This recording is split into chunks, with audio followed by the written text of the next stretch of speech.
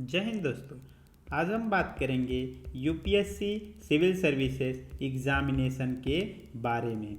तो बेसिकली बहुत सारे कैंडिडेट जो सिविल सर्विसेज एग्ज़ामिनेशन की तैयारी करते हैं वो बोलते हैं कि हम आईएएस की तैयारी कर रहे हैं, और बहुत सारे लोग ये बोलते हैं कि हम यूपीएससी की तैयारी कर रहे हैं। बेसिकली ये बोलना गलत तो नहीं है, क्योंकि लोग जिससे हम बोलते हैं वो समझ तो जाता है कि हम क्या कर रहे हैं, लेकिन जो आईएएस है वो सिविल सर्विसेज एग्ज़ामिनेशन के थ्रू मिलने वाला एक पोस्ट है, न कि ये एक एग्ज़ाम है।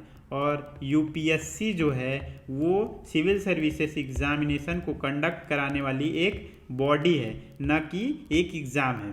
तो आज हम इस लेक्चर में इन्हीं सब डाउट को क्लियर करने के लिए आज हम बात करेंगे कि यूपीएससी सिविल सर्विसेज एग्ज़ामिनेशन के थ्रू मिलने वाले पोस्ट कौन कौन से हैं, और इस एग्ज़ाम का एग्ज़ामिनेशन पैटर्न क्या है, और इस एग्ज़ाम के लिए एलिजिबिलिटी क्राइटेरिया क्या है, और सिलेबस के मेन टॉपिक क्या हैं। तो चलिए डिस्कशन स्टार्ट करते हैं। तो सबसे पहले हम जानें कि यूपीएससी सिविल सर्विसेज एग्ज़ामिनेशन क्या है। इससे पहले हमें यह जान लेना ज़रूरी है कि यूपीएससी सिविल सर्विसेज एग्ज़ाम को जो कंडक्ट कराती है यूपीएससी वो क्या है। तो चलिए अब हम बात करते हैं यूपीएससी क्या है। यूनियन पब्लिक सर्विस कमीशन या संघ लोक सेवा आयोग। तो व्हाट इज़ यूपीएससी? यूपीएससी जो है एक संवैधानिक निकाय है, कॉन्स्टिट्यूशनल बॉडी है, जो कि बहुत सारी भर्तियों के लिए एग्ज़ाम कंडक्ट कराती है। उन एग्ज़ाम में से कुछ हैं जैसे एनडीए नेशनल डिफेंस एकेडमी, या सीआईएसएफ, या सीडीएस, या फिर आईईएस, या फिर सीएससी, जिसे सिविल सर्विसेज एग्ज़ामिनेशन बोलते हैं, जिसके बारे में हम आज बात करेंगे इस लेक्चर में। तो चलिए आगे बढ़ते हैं। तो जो सिविल सर्विसेज एग्ज़ामिनेशन है वो क्या है, अब देखते हैं हम। तो जो सिविल सर्विसेज एग्ज़ामिनेशन है बेसिकली ये यूपीएससी के द्वारा 24 पोस्ट के लिए कराया जाने वाला एक एग्ज़ाम है जिसमें टोटल 3 प्रकार के सर्विसेज आती हैं। जिसमें पहला टाइप है ऑल इंडिया सर्विसेज, या जिसे अखिल भारतीय सेवाएं बोलते हैं। इसमें टोटल 3 सर्विसेज आती हैं। या फिर दूसरा टाइप है ग्रुप ए या क्लास ए, या फिर सेंट्रल सर्विसेज, जिसमें टोटल 16 पोस्ट आती हैं या 16 सर्विसेज आती हैं। और थर्ड टाइप है ग्रुप बी या क्लास बी, या फिर स्टेट सर्विसेज, जिसमें टोटल 5 सर्विसेज आती हैं। चलिए आगे बढ़ते हैं। अब all India civil services Akhil Bharatiya सेवाएं जो टाइप है उसमें कितनी प्रकार की सर्विसेज आती हैं उस पर बात करते हैं। तो सबसे पहले जो इंडियन एडमिनिस्ट्रेटिव सर्विस है, आईएएस है, वो भी ऑल इंडिया सिविल सर्विसेज में आता है। इंडियन एडमिनिस्ट्रेटिव सर्विस, जिसे शॉर्ट में आईएएस बोला जाता है, या भारतीय प्रशासनिक सेवा।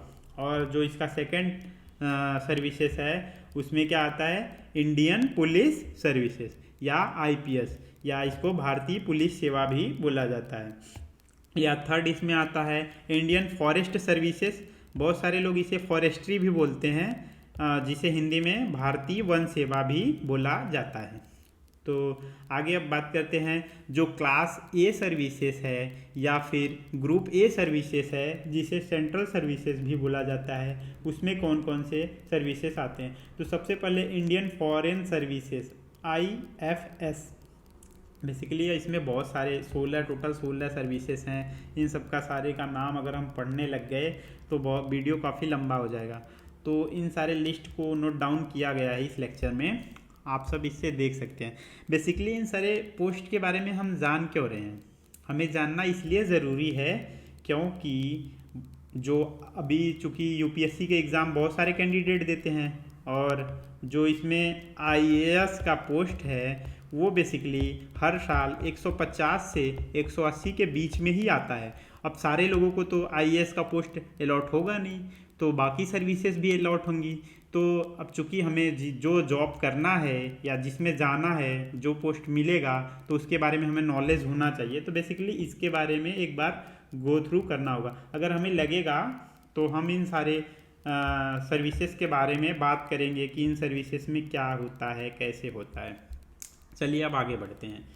तो अब इसमें अब जो क्लास बी या ग्रुप बी सर्विसेज हैं उसमें टोटल, या इसको स्टेट सर्विसेज भी बोलते हैं, तो इसमें टोटल 5 सर्विसेज आती हैं, जिसमें पहला है armed forces headquarter civil services, या फिर Delhi Andaman and Nicobar island civil services, या इसी का थर्ड जो होता है इसी का पुलिस सर्विसेज हो जाता है। फिर जो इसका फोर्थ है पौंडीचेरी सिविल सर्विसेज, इसका 5 जो पांचवा है वो पौंडीचेरी पुलिस सर्विसेज है। अब बात करते हैं कि यूपीएससी सिविल सर्विसेज एग्जामिनेशन की एलिजिबिलिटी क्राइटेरिया क्या है, इसका सिलेबस बेसिकली हम अभी डिटेल में सिलेबस नहीं देखेंगे, इसका मेन टॉपिक देखेंगे कि क्या है, और फिर एग्जामिनेशन पैटर्न के बारे में। तो अब हम बात करते हैं यूपीएससी के लिए एलिजिबिलिटी क्राइटेरिया। तो सबसे पहले जो यूपीएससी देना चाहता है उसे भारतीय होना ज़रूरी है। बेसिकली जो नेबरहुड कंट्री हैं उसमें भी बहुत सारे लोग देते हैं, लेकिन इसके लिए अभी हम बात करेंगे, कभी और बात करेंगे। तो सबसे पहले हम जो भारतीय लोग हैं उनके लिए बात करते हैं। तो सबसे पहले जो सिविल सर्विसेज का एलिजिबिलिटी क्राइटेरिया है, क्वालिफिकेशन, एजुकेशनल क्वालिफिकेशन है, इसमें कैंडिडेट को किसी भी रिकॉग्नाइज्ड यूनिवर्सिटी से किसी भी स्ट्रीम में ग्रेजुएट होना ज़रूरी है। और एक बात और, इसमें क्या है कि कोई मार्क्स का बाउंडेशन नहीं है कि लोअर मार्क्स इतना होना चाहिए या इतना परसेंट से पास होना चाहिए, इसमें जस्ट केवल पास होना चाहिए। और फिर इसका जो मिनिमम एज लिमिट है वो 21 साल का होता है, मतलब कि कैंडिडेट को 21 साल का होना मस्ट है। अब आगे हम बात करते हैं टोटल नंबर ऑफ अटेम्प्ट कितने हैं और अपर एज लिमिट के लिए। तो हम बात करते हैं जनरल कैटेगरी या ईडब्ल्यूएस कैटेगरी के लिए, तो टोटल नंबर ऑफ अटेम्प्ट इनमें है 6 अटेम्प्ट है। या फिर अपर एज लिमिट की बात करें तो इसमें 32 साल का इनका अपर एज लिमिट है। अब ओबीसी कैटेगरी की बात करें तो इसमें टोटल नंबर ऑफ अटेम्प्ट 9 हैं, और अपर एज लिमिट की बात करें तो 35 साल है। एसटी एससी की बात करें तो इसमें total number of attempt unlimited हैं। अपर एज लिमिट की बात करें तो 37 साल है।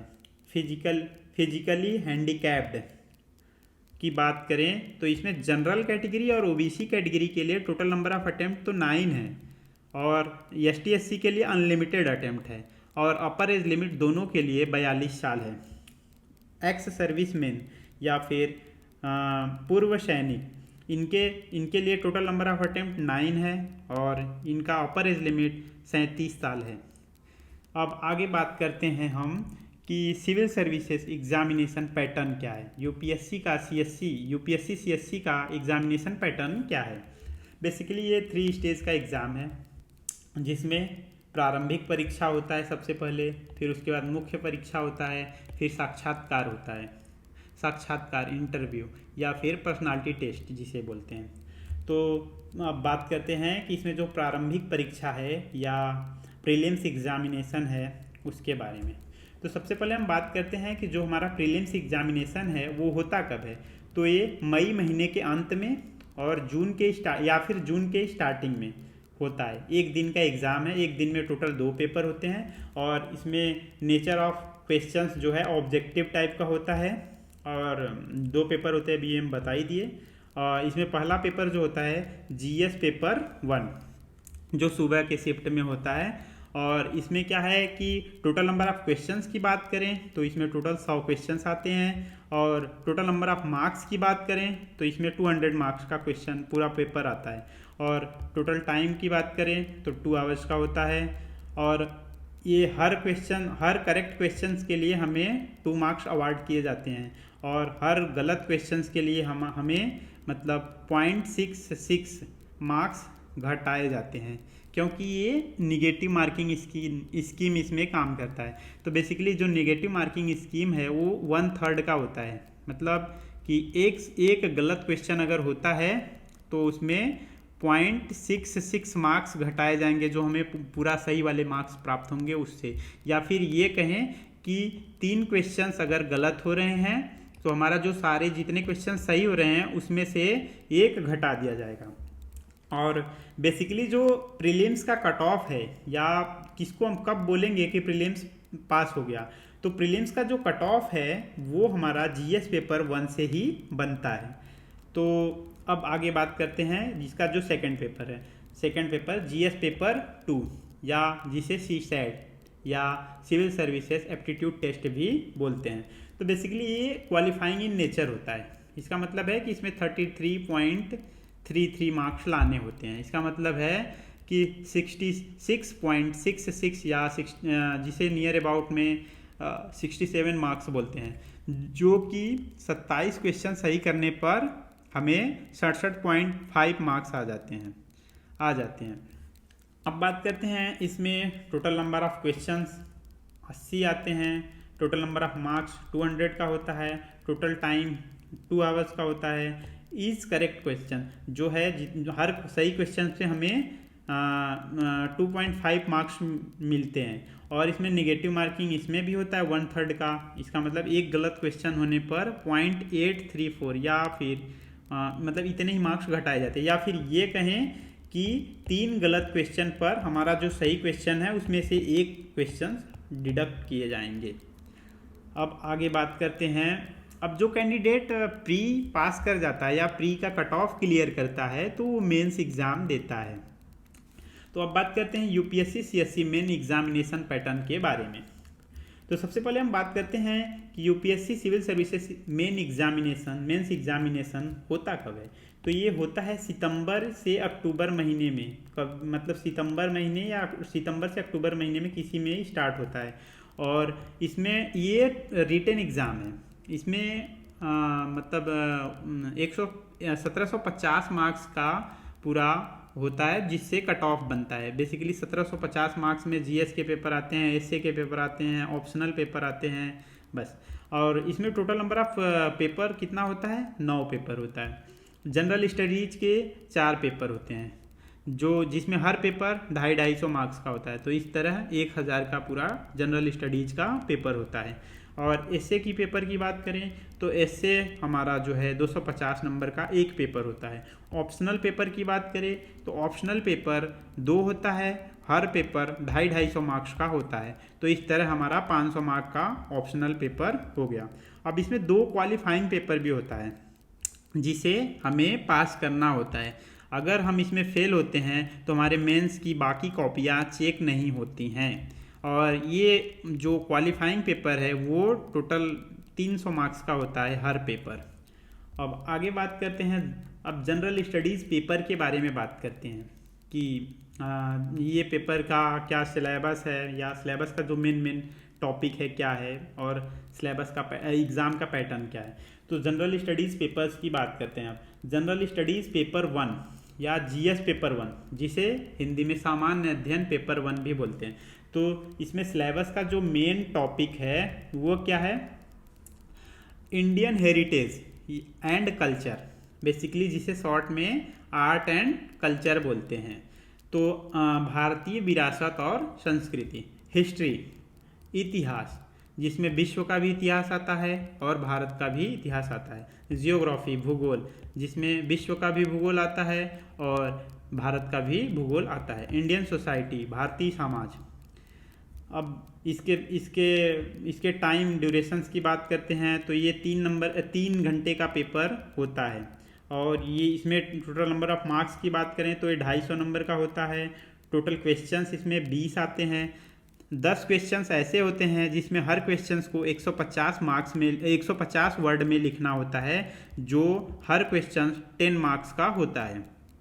और इसमें 10 क्वेश्चंस ऐसे भी होते हैं जिन्हें हमें 250 वर्ड में लिखना होता है, जो 15 नंबर के, जो प्रत्येक क्वेश्चंस 15 नंबर के होते हैं। बात करते हैं अब जनरल स्टडीज़ पेपर 2 या जीएस पेपर 2 या सामान्य अध्ययन पेपर 2 के बारे में। तो समान अध्ययन पेपर 2 के बारे में। तो अभी सबसे बात करते हैं, सबसे पहले इसके सिलेबस के बारे में। सिलेबस का जो मेन टॉपिक है तो इसमें आता है इंडियन गवर्नेंस, भारतीय शासन या इंडियन कॉन्स्टिट्यूशन, भारतीय संविधान, इंडियन पॉलिटी, भारतीय समाज, भारतीय राज्य व्यवस्था और आता है सोशल जस्टिस, सामाजिक न्याय, इंटरनेशनल रिलेशंस, IR या अंतर्राष्ट्रीय संबंध। इसमें भी वही GS पेपर 1 की तरह ही इसमें भी टाइम 3 घंटे का होता है। मार्क्स टोटल 250 मार्क्स के होते हैं। 20 क्वेश्चंस आते हैं, वही 10 क्वेश्चंस इसमें भी ऐसे होते हैं जिनमें प्रत्येक क्वेश्चंस को 150 वर्ड में लिखना होता है, जिसके नंबर 10 होते हैं। और वही 10 क्वेश्चंस इसमें अभी ऐसे होते हैं जो 250 वर्ड्स में लिखने होते हैं, जिनके मार्क्स होते हैं 15 मार्क्स। हालांकि GS का पेपर जो है 2013 से पहले, उसमें कभी कभी क्वेश्चंस ऐसा भी होता था 2013 से पहले, उसमें कभी कभी ऐसा भी होता था कि कभी कभी क्वेश्चंस 22 आ रहे हैं तो कभी 25 आ रहे हैं। हालांकि अभी 2013 के बाद मतलब 14 से अभी का ट्रेंड जो है वो 20 क्वेश्चन ही आ रहे हैं। और यही ट्रेंड है कि 10 क्वेश्चंस 150 वर्ड के और 10 क्वेश्चंस 250 वर्ड के। तो अब बात करते हैं जनरल स्टडीज़ पेपर 3 या GS पेपर 3 के बारे में। तो GS पेपर 3 का जो मेन टॉपिक का सिलेबस का जो मेन टॉपिक है वो है क्या हमारा, वो है पहले तो साइंस एंड टेक्नोलॉजी, विज्ञान व प्रौद्योगिकी या इकोनॉमिक डेवलपमेंट या आर्थिक विकास, बायोडाइवर्सिटी, जैव विविधता, इन्वायरमेंट, पर्यावरण, इंटरनल सिक्योरिटी, आंतरिक सुरक्षा, डिजास्टर मैनेजमेंट, आपदा प्रबंध। बाकी सिलेबस का जो एग्ज़ाम का जो पैटर्न है वही GS पेपर 1 पेपर 2 की तरह है। इसमें भी 3 घंटे का टाइम दिया जाता है। टोटल नंबर ऑफ मार्क्स 250 का होता है। क्वेश्चंस वही 20 आते हैं। 10 क्वेश्चन ऐसे होते हैं जिन्हें 150 वर्ड में लिखना होता है, उनके नंबर 10-10 मार्क्स के होते हैं वो। और 10 क्वेश्चन ऐसे होते हैं जिसमें 250 वर्ड में लिखना होता है और वो 15-15 मार्क्स के होते हैं। अब बात करते हैं जनरल स्टडीज पेपर 4 या GS पेपर 4, जिसे इथिक्स का पेपर भी बोला जाता है।